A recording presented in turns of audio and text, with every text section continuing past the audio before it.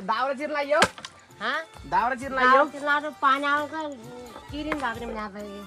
म खलङ्गा गए त के दाउरा चिर्न लाग्यो छौ त दाउरा कोही बेला चिरौला तिम्रो भन्दैन भैया म चिर्लो आइल हाँ म चिर्लो के पैसा ल्याइदिने कि आउँ क्या तिमीलाई पैसा लिएर आएको भने पैसा ल्याइदिने कि आउँ क्या दाइले पठाइदिनु भएको थियो तर पैसा लिएर आएको थियो त यहाँ दाउरा चिर्ने केही पैसा हुँदैन पैसा के बाल्ने बाटो हुन्छ दाउरा चिर्न के पैसा हुँदैन त लौ कति हुन् कतिसम्म गन्दैन हौ हाँ गन्दैन हौ बस क्या बस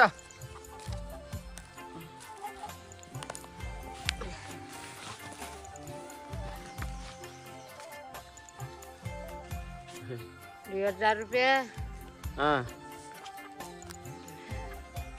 तीन 3000 4000 4000 5000 ए 5000 हुन् कहाँबाट पठा यो मलेसियाबाट विदेशबाट मलेसिया रगत आइयो दाउरा तिमीलाई खोपेर यहाँ खोप्यो यो रोल्पा अब घर रोल्पा अहिले विदेश जाने आएको छ विदेश गया 9 वर्ष भइयो अरे 9 वर्ष आफ्नो घर आउने आएन अब आइसेल आउनु हुने अरे 10 वर्ष आमा जस्तै आमाको माया सम्झेर आमालाई अनि तिम्रो भिडियो अनि गाउँघरको भिडियो बनाएर हालिदिएको छु भाइ 5000 यति भन्नु नयाँ नहालिदिनु दाइ पर्दैन भने नै भाइ हालिदिन्छु अनि आमाले के चिया पानी खानु होला भन्न हालिदिनु भयो क्या मलाई भाडा लाग्ला कहाँबाट कमाएन मलाई पठाउनु हो त म यस्तै सहयोग गरिरहन्छु अरूलाई पनि धेरै गरिरहेको छु सहयोग अनि मलाई धेरै पैसा कमाएर धेरै ठुलो केही गर्नु छैन पैसा अलि बुढाबुढीहरूलाई यस्तै सहयोग गरिरहन्छु म त धेरै सहयोग गरिरहेको छु भाइ अनि तिमीलाई सानो सहयोग आमाले चिया पानी खानु होला भन्न हालिदिएको छु आमालाई लगिदिया भन्नुभयो हिजो हालिदिनु भयो क्या त्यही भएर म आज ल्याइदिएँ भाडा लाग्ला आमालाई भनिन्छ त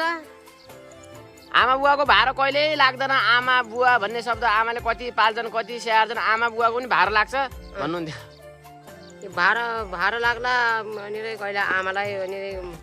कहाँबाट कमाइन पठाउनुहुन्छ त अनि भने त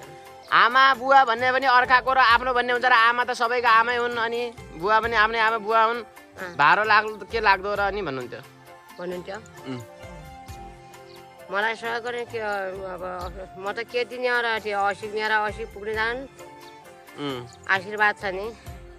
रोल्पा गइछौ कहिले रोल्पा गएन योभन्दा परेट हो क्या हाम्रो रुकुमभन्दा परेट कहाँ गरे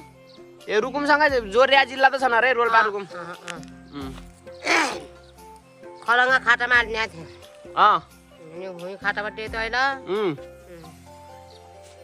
मलाई धेरैजनाले सहयोग गर्नुहुन्छ म के गर्ने मलाई 80 मेरो 80 पुग्ने जाने अब मेरो 80 लाग्ने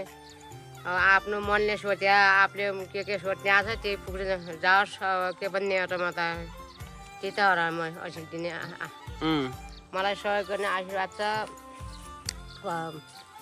मैले भने पुग्न जाओस् जे सोध्ने आएको छ सोध्याभरि पुग्न जाओस् मलाई दया गर्न पठाउनुहुन्छ नि सहयोग गर्नुहुन्छ सबैलाई मलाई सहयोग गरे भरिलाई सम्पूर्ण मनले भने सम्पूर्ण पुग्न जाओस् अब म त के भन्नु त्यही हो मैले भन्ने 80 दिने त्यही हो तिमीलाई के भन्दियौ र 80 माग्ने कहिले टाइम मिलेपछि आउँछु भेट्न नेपालतिर आएपछि आइसल आउँछु तपाईँ नेपालतिर आएपछि भेट्टिन आउला भनेपछि आइपुग्नु होला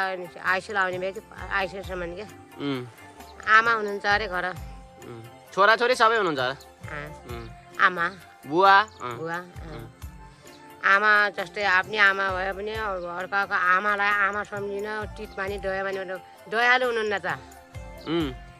दयालु हुनुहुन्छ कोही हुन्छन् दयालु कोही मान्छ रिस मान्ने हुन्छन् कोही मान्छ दया मान्ने टिट मान्ने अर्कालाई टिट मान्ने हामीलाई धर्म लाग्ला हामी सहयोग गरेपछि हामीलाई धर्म लाग्ला भन्ने सोचिने दिया पैसा हुने नि त्यही हो तिमीले के चिया पानी खाउला के खाउला अनि बुढाबुढी आमाले अनि भन्न दिया पैसा अनि तिमीले खाने भन्दै दिया हुन्छ नि पैसा 60 वर्ष पुगेपछि काम गर्न सक्दैन अब केही चिया पानी खानु भन्ने दिनुभयो दया मान्ने दिनुभयो मलाई दिएपछि अब आफ्नो मनले के सोध्ने आएको छ उही पुग्न जाओस् उहाँलाई त्यही हो म त अब त 60 वर्ष पुगेपछि कति बाँच्नु छ र कति दिन खानु छ र अब साथी भाले बासे कति सुत्नु छ र अनि साथी पुगेपछि कति बाट्नु छ र कति दिन खानु छ र नि अब तिमी छोराहरू सानो छौ अथला छौ मलाई भाइरबाट आमा भनेर पठाइदिए गर्नुहुन्छ नि यहाँ छोराहरूले सेवा कहिले गर्नुहुन्छ कहिले गर्छौ तिमीहरू अब त्यही त भने त यही त डर लाग्छ त हामीले पैसा कमाउँदासम्म तिमीहरू हुँदैनौ कि भन्ने डर लाग्छ क्या मलाई त के गरौँ अब कमाएन हामी सहयोग गर्न पुर्याउन सक्दैनौँ कि भन्ने मनमा भइसक्यो अब चेत पाइसक्यो तिमीहरूले नि चेत पाउने भयो अरे ल दाइ धेरै धेरै धन्यवाद मैले त आफ्नै आमालाई कमाएर पैसा दिन सकेको छैन तर हजुरले मेरो आमा भए पनि तिम्रो आमा भए पनि सबैको आमा बराबर हुन् मलाई एकदम दया लागेर आयो आमाको याद आयो अनि भनेर पैसा पाइनु मलाई धेरै धेरै धन्यवाद देश विदेशमा हुनुहुन्छ धेरै दुःख गर्नुभयो धेरै सङ्घर्ष गर्नुभयो धेरै धेरै धन्यवाद हामी पनि देश विदेश नै खाने हो दुःख नै गर्ने हो दाइ तर अहिलेसम्म हामी पैसा कमाउन सकेका छैनौँ के गर्नु यस्तै छ पीडा